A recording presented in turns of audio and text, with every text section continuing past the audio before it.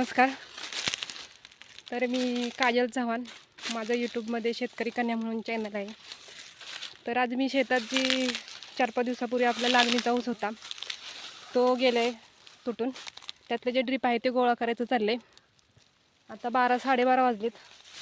भरपूर असं ऊन आहे आणि आभाळ पण, त्याच्यातून भरपूर असं गरम पण होते. काही ड्रीप काढले, हे बघू शकता पाचटीमधनं, आणि इकडे पण ड्रीप काढायचं पुढं चालले. हे बघा, हे आधी 5-6 लाईनीचं ड्रीप घेतलं आहे काढून. पूर्ण पाचटीच्या खाली होतं आणि वाडं गोळा केलं नाही, त्यामुळे भरपूर असे म्हणजे वाड्यांची पण घाणे ते पटकन असे गोळा करता येणार.